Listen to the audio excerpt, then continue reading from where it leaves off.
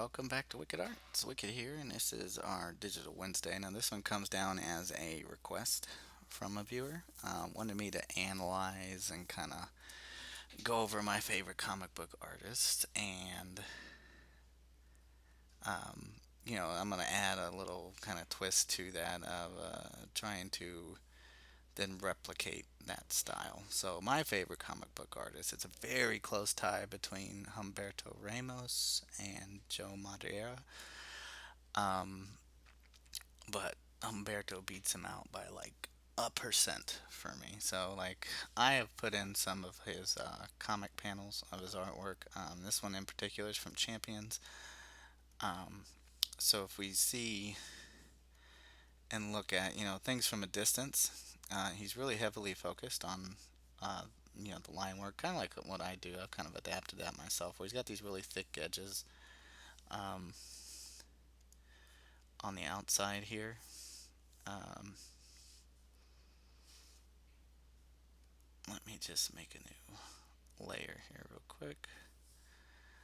But yeah, he's got this real, good heavy focus on line works, you know, really kind of silhouetting the images just so that he can get,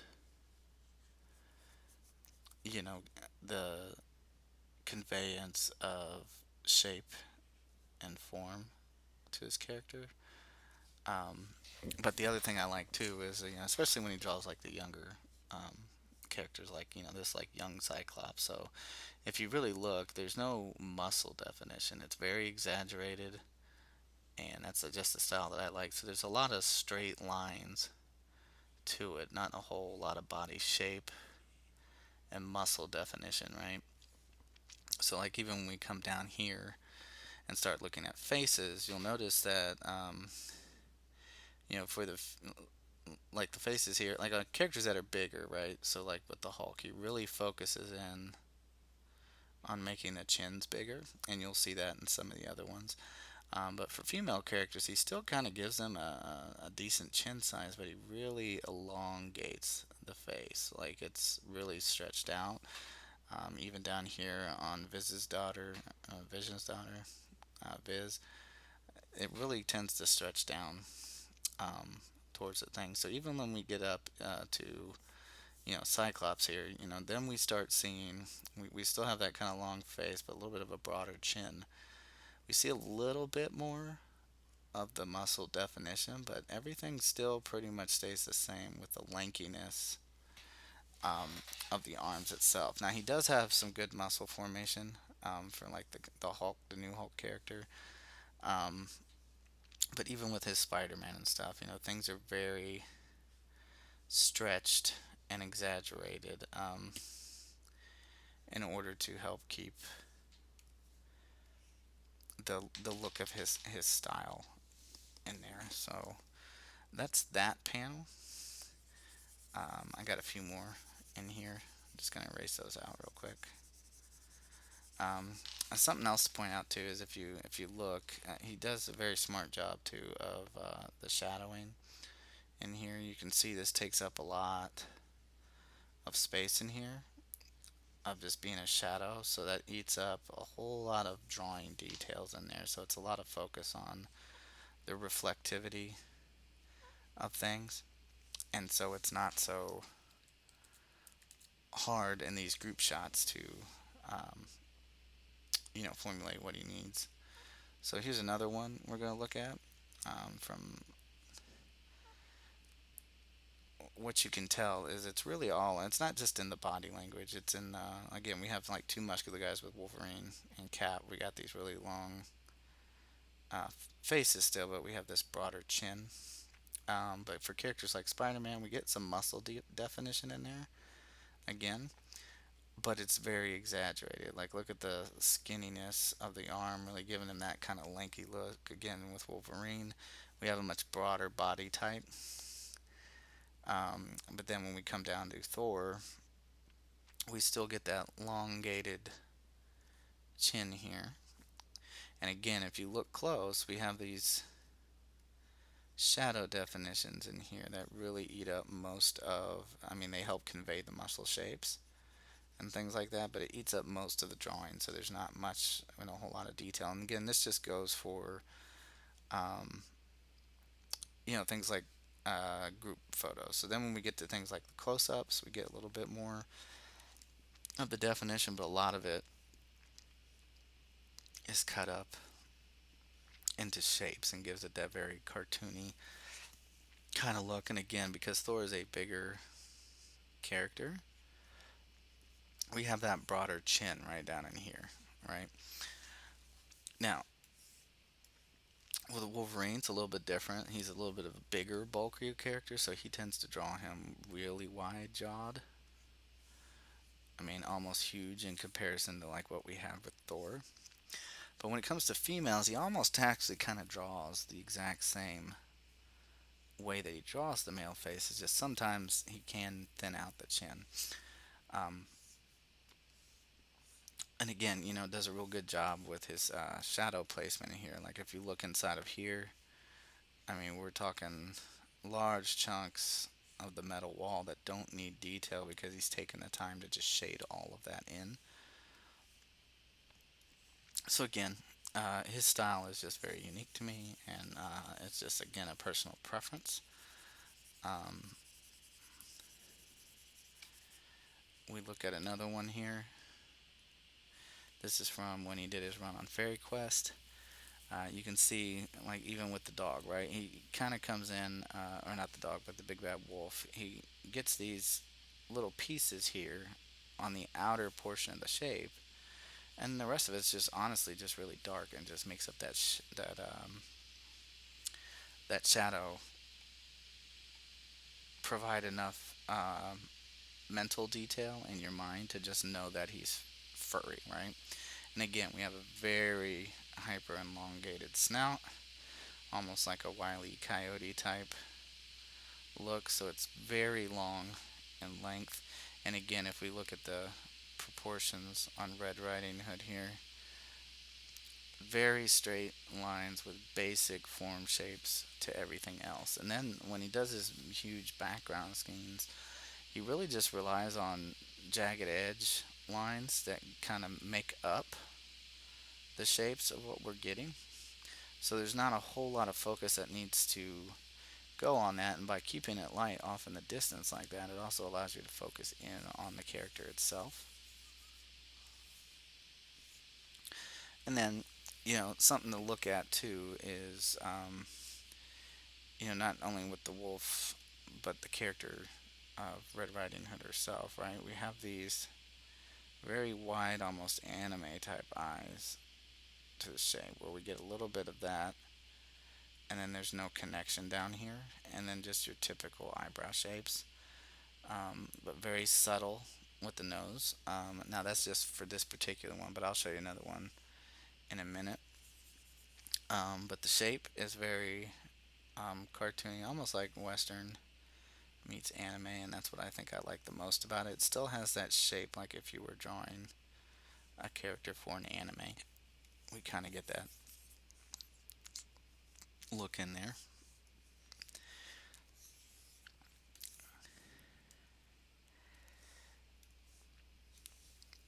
But again, I just wanted to kind of show you how he uses shadow for the most part to help build up the shape. So he very well may just come in and just sketch out, what he needs leg wise, and then just comes in and fills in most of it to get the shape that he's looking for. Okay. So now on this next one, it is a cover for one of his runs on X-Men. Again, you can look, he very hyper exaggerates, right? So when people are yelling, we really stretch the chin, right? He's very subtle with his teeth. They're very, plain. They're not like super detailed, except for when you get these back moles down in here, and then we see some of the gum line, but it's just a basic, shape work of teeth in here. and then the rest of it is just defined by whatever detail you're wanting to put in to the image to create your shape, right? So again, it's a lot of the stuff that I like, that simplicity in there. And again, we have that same shape structure that he does. He doesn't go into a lot of detail on the lips for the males, just like I don't tend to do that either. But on the females, he'll put that bottom lip in there just like I do myself. Okay, and we'll look at one more before I get started. I wanted to pull this one up just because, just again, to show you how smart he is. This is from one of his Spider Man runs. I think it was the Superior Spider Man. But look, like, excuse me, in a crowded room, right? We have all these characters we're trying to draw here. And again, to help save time, like after he's probably gone and sketched out everything real quick, he probably just comes in, sketches out, and gets his shapes in, fitting in whatever he needs for his character. And then he looks at the picture and goes, well, what is my focus? I want my focus to be here on Peter, his assistant, his two assistants in the lab. And so, in order to do that, by blocking in all this shadow, your eyes are automatically focused on these three characters who are talking or doing whatever it is they're doing. Okay, so even with the hands and the fingers, again, we have a lot of where he's just kind of building up a shape first, and then he spends most of his time coming in and defining what he wants later with the shadows. Now, he isn't responsible for the inking on this. It would be somebody else, but his shading is pretty much located in those same areas. So just like when you're trying to get, this massive, focus on whatever the machine is doing, a lot of that is helped by his line work. If you look at these little lines in here, they all help us point down to this area right in here and draw your focus to that area. And again, you look at the shadow work on here, just enough of a silhouette so that you understand what's going on. And then we have this little minion guy down in here. So again, if we go in and we look, like even though this is a far away image, we have, the eye shapes and stuff are still the same, right? Sorry about that. Just kind of zoomed in a little bit too much. But those eye shapes are still the same. He just has those basic, if this is my eye, when we come in here and get our shape, that's the key thing, is I think it's in his face. And same thing with noses too. He kind of gets a little bit of the shape in there and then focuses on whatever details that he wants to have in there. So what I'm going to do now is I'm now going to take those aspects of the heavy line work, just like we have here, and we're going to try and recreate that same kind of look, but with a character of my own choosing. Okay, so um, I'm just going to clear this out. And then what I'll do is I'll just move over to a time lapse, just because it's going to take time to fully, render it out and everything else. Um, but yeah, so I'll see y'all in the time lapse. All right, so here we go with the time lapse. The character I decided to go with was my favorite, or one of my favorite comic book characters, is Nightcrawler from X-Men. So as you can see, I just did like a quick little blue sketch, focusing on just the outlines, like Wemos does on this thing. Um, and so I've done that elongated face, more like cartoony kind of style to it. And I am just now kind of just building up his outfit. So on Nightcrawler's outfit, he has kind of like this V vest thing that runs down the center. His outfit's changed a little bit, you know, from different eras, but this is the one that I'm more recognizable with. Um, so that's why I have those long things coming over these shoulders. He also has kind of a V boot shape on his the top of his boots, and then he just has the toes, the two toes down at the bottom, as well as the three fingers, the thumb and the index and middle finger. So I'm just drawing those in and putting that on there. He also has that kind of same V shape on his gloves, and so I just decided to kind of extend that a little bit and almost have it like a guard that comes off. So just change the design just a little bit. But yeah, once I get these kind of solid lines in there, just so it's nice and clean, um, what the next step that I wanted to try to do was just get the right color choices. So Nightcrawler has red and black and white on his outfit, so I just created a new layer uh, first though to get the inking in. And so if you remember when I pointed out, he does a nice job of like really kind of shadowing off a lot of areas so that you don't have to put as much detail in. So I just kind of focused on more of like large shapes that would accentuate where the muscle structure was, but being able to fill it in so you still kind of get the idea. So like in this area, it's just a black outfit anyway, or a black part of the outfit. So I could just kind of use the lines that run down the center to kind of get that impression, and then just taking up large swaths and portions with just a few extra added lines in there to kind of help shade it in with a nice soft look to it. Um, so when you're doing that, you want to just kind of think of how the muscles are shaped. So like when we were looking at his images, you could really tell that he was almost like cutting out the negative space of the shapes of the muscles and stuff. So I just really made sure that I was covering a mass majority of the body with shadowing. Now you don't have to do that, and he doesn't do that with every character, like especially like on the faces and stuff. He leaves that open.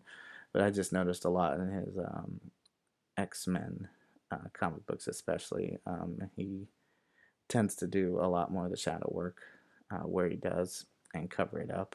And again, it leaves a good result for not having to leave too much space for the color. So like even here with the arms, like I'm really covering that up because again, it's just a black part of the suit, so it doesn't really need to be exposed too much. And that's why you can see when I move down to the gauntlet, the gloves where it's white and red, it's not covering too much because I want you to be able to see the white and the red. So that, again, those colors will stand out against the black um, on there. Same thing with the legs. You can see I leave this kind of gap between there, just again so we have that separation from the body. If you remember the images I showed with, I think it was Peter Parker's hand was reaching out to touch something.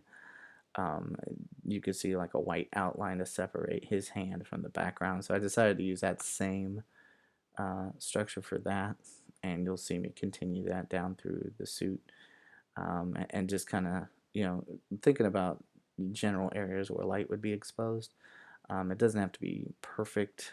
I know for him, he's real good about where he's placing his shadow, so I try to do the same thing while at the same time going with my method of just kind of trying to make it look cool. So as you can see, I kind of extended the shadow just to leave a little bit exposed so we could know that that's the underside of the leg. Um, and I just kind of go in and get. Now I forgot to kind of put that V shape on there, so you'll see me go back in and put the V shape on the leg later. I think it was like after I was adding the colors in there. Now for the tail, really had to think about which sides are exposed and which aren't. They're moving away, so I kind of switched back and forth on the tail to get it to where it looked like the light was exposed all in the same areas that it's doing. So I just kind of went through and swap sides on where the tail is just kind of switching over and just filling that in. Now with the hair, I noticed in some of his pictures, unless they had like light color hair, where Nightcrawler has the black hair, um, there's really not a whole lot that's left. It's just these kind of like jagged edges to show reflections in the hair. So I just kind of left some spaces in there just to kind of, you know, really showcase the highlights, but leave it dark enough to give the impression that it's a darker tone. I just threw in some extra shadows on the eyebrows and under the chin. Um, that way, when we start coloring it, it'll, you know, fit in more. So basically, I just created a new layer here. I put a mask around the lines layer just so that it doesn't go outside the lines. So I'm just doing the basic color tones just for this image. Again, just kind of save time. I don't think I really go in and shade it at all, but I do put some highlights in there just to make it stand out some more. So with the fur, his fur is actually a kind of a midnight blue. So that's what I kind of went with, was just a very dark blue to color in. Um, and the actual hair on his head and stuff is black. So that's why I kind of chose like more of like a dark gray instead of black, because you don't want it to blend in with the shadows that you have on there. And then of course I just went in through in the white on his feet and the hands, and then obviously for the teeth. And then the last thing he has is yellow eyes. So I just went in and simply filled in the yellow eyes on there.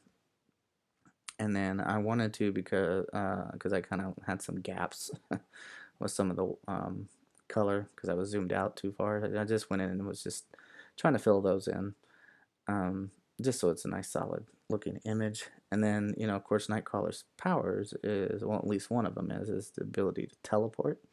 So I wanted to go in there and I just found like a cloud brush. This brush you can get off of Photoshop's website if you have Photoshop.